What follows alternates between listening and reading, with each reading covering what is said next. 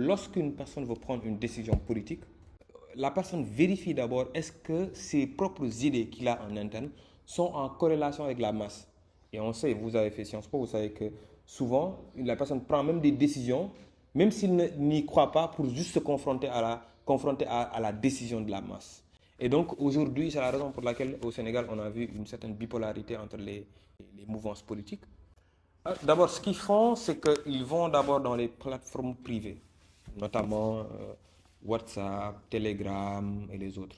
Parce que dans ces plateformes-là, il n'y a pas de régulation. Donc d'abord, ils ont une certaine liberté. S'ils veulent planifier même une émeute, personne ne saura qu'ils sont en train de le planifier. Ensuite, maintenant, ils sont allés dans l'espace public parce qu'ils sont limités par le nombre dans les groupes et ils veulent aussi récupérer de nouvelles personnes.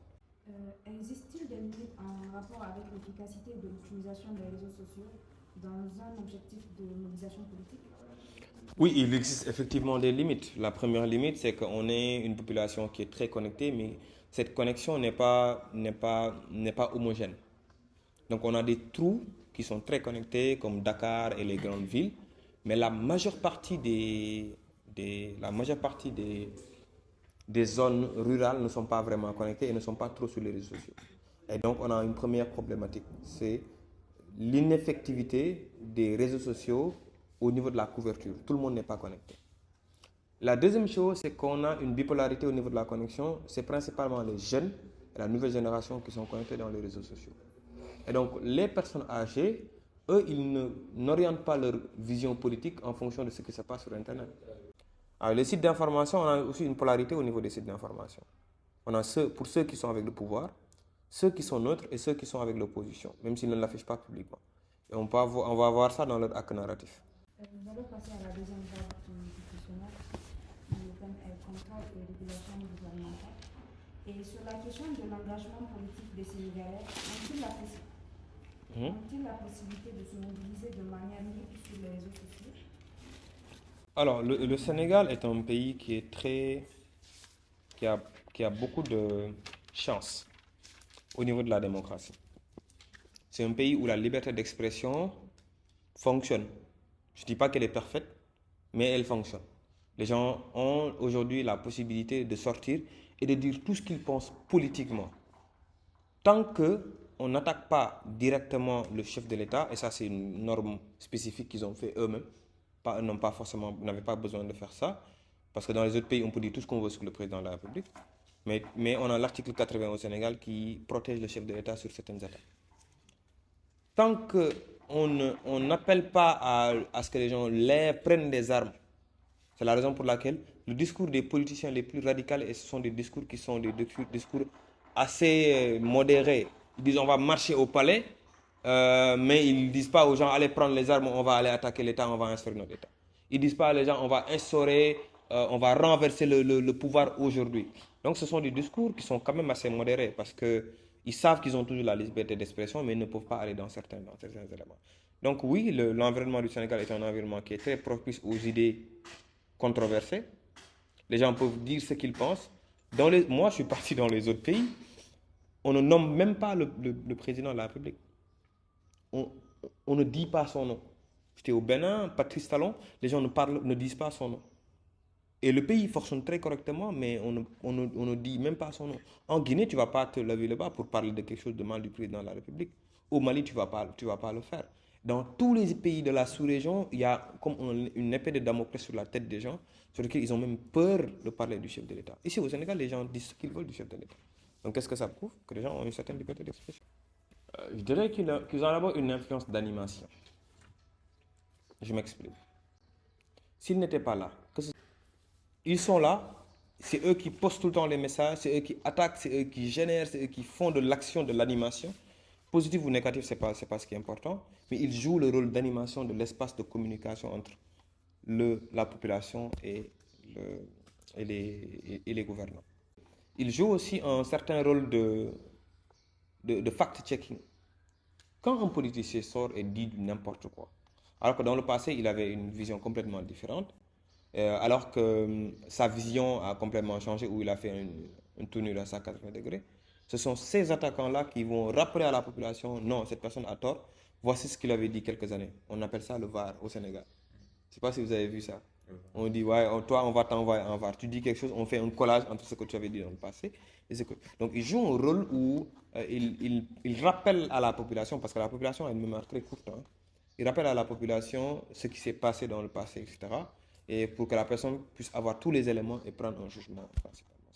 Donc, pour moi, c'est le rôle qu'ils sont en train de jouer.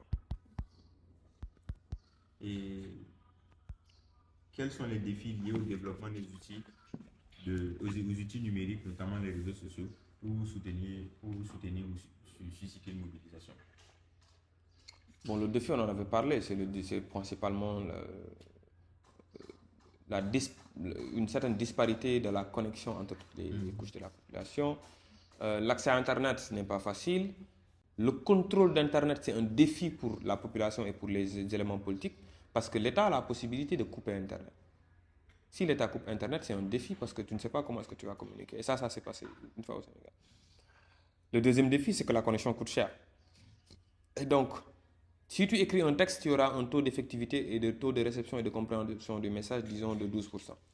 Si tu fais une vidéo, tu vas avoir un taux de réception de ton message de peut-être que 50 ou 65%. Les gens consomment principalement du contenu vidéo plutôt que du contenu textuel, plutôt que du contenu imagé, etc. Et donc, la manière de communication privilégiée, c'est la communication vidéo, alors que la communication technique vidéo prend énormément de données, de data. Si l'État décide aujourd'hui d'augmenter le prix d'Internet, il sera plus facile de communiquer directement. On a même des défis extérieurs. Israël a créé un groupe et ce groupe n'avait que seul objectif de changer, d'orienter la conscience politique des populations africaines pour permettre à ce que les gens votent au faveur des candidats qui les arrangent. Ils créent de faux groupes, ils créent de faux comptes, ils font de faux commentaires et c'est ce qu'ils avaient fait dans les élections. Si vous avez fait vos devoirs aux États-Unis, la Russie a joué une influence sur la politique aux États-Unis et Israël l'a fait. La Russie est en train de le faire avec les faux groupes, etc. Facebook en supprime des milliers par jour. Et donc, le défi, c'est un défi extérieur de souveraineté au niveau de la conscience populaire.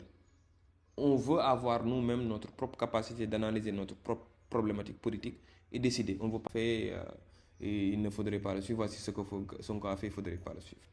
Donc, les défis sont illimités, hein, mais peut-être on n'aura pas le temps de tout en parler. Comment a été influencé l'opinion publique lors des appels à la mobilisation sur les réseaux sociaux? Quels effets, lorsqu'ils veulent susciter la mobilisation, quels effets ils cherchent les partis à susciter chez l'opinion publique? Malheureusement, c'est des effets qui sont très malencontreux.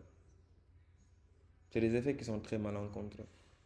Parce qu'il suffit qu'une seule personne sorte, fasse un appel à la mobilisation, et on voit que des jeunes, après avoir vu cette vidéo-là, on va se retrouver à la place de l'indépendance. Donc on a des effets immédiats qui sont principalement des actions irréfléchies. Et très rapidement, un groupe de 200 personnes peuvent se retrouver dans un endroit parce qu'ils ont tous fait un appel à la mobilisation. Ça, c'est une très grande problématique. Ils ne prennent pas le temps d'analyser et de prendre des décisions. L'autre chose, c'est que des influenceurs, on peut les appeler des influenceurs locaux ont souvent plus de pouvoir que le leader politique. Ils peuvent eux-mêmes demander une insurrection parce qu'ils sont plus suivis que les autres. Les gens vont les suivre, ils vont faire une action, mais c'est le leader politique qui va en imputer les conséquences. Il y a un principe qui s'appelle la net neutrality. C'est le principe de la protection de la liberté sur Internet. Les gens doivent avoir la possibilité de pouvoir s'exprimer librement tant qu'ils ne posent pas de problème. Si aujourd'hui on donne à l'État la possibilité de pouvoir avoir un contrôle total sur les réseaux sociaux, c'est une atteinte à un droit fondamental au niveau de notre capacité de communication. Regardez ce qui se passe en Chine. En Chine, tu ne peux pas dire ce que tu veux. Tu fais un commentaire, ton score social, ils ont le score social, c'est comme des points que tu as dans un jeu vidéo, va être diminué. Tu ne peux plus avoir de contrat, tu ne peux pas avoir de prêt, tu ne peux pas louer une voiture, tu peux même ne pas prendre le train. Et donc, quand l'État a le contrôle social au niveau de la régulation, c'est un grand problème. Et c'est un grand problème concernant la liberté d'expression. Ce qu'il faudrait, c'est que l'État peut mettre en place un certain nombre de règles pour protéger la population sur des choses qui sont essentiellement fondamentales au niveau de la sécurité, les appels à l'insurrection, etc. Se poser avec la société civile, discuter avec eux pour qu'on puisse valider une certaine charte de conduite au niveau des réseaux sociaux et vérifier à ce que l'État n'utilise pas ça pour pouvoir faire taire des journalistes, faire taire des gens qui doivent parler. Et il y a ce qu'on appelle le biais de négativité.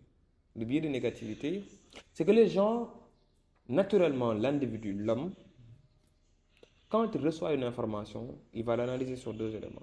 Est-ce que c'est une information qui met en danger ma vie ou est-ce que c'est une information qui ne met pas en danger ma vie? Le problème, bon, je ne sais pas, le Sénégal a lancé son premier satellite. Ok, ça va. Mais il y a un feu qui s'est déclenché à Grand Yoff, automatiquement, ça me met en danger, automatiquement je suis intéressé par ces informations. Et donc quand je vais dans les sites d'information, qu'est-ce que je vois? Je vois principalement des informations très négatives. Parce que ce sont les informations négatives qui ont la capacité de retenir l'attention des gens. Et quand le Sénégal a été battu par le truc là, la Côte d'Ivoire, on a dit qu'il y a un Ivoirien qui a été tué à Dakar. La nouvelle s'est propagée. Si on a dit les Ivoiriens et les Dakarois faites ensemble, ça ne serait pas viral. C'est parce qu'on a quelque chose de négatif qui se fait. Et donc les gens utilisent le biais de négativité, quelque chose de négatif pour pouvoir propager des fausses informations.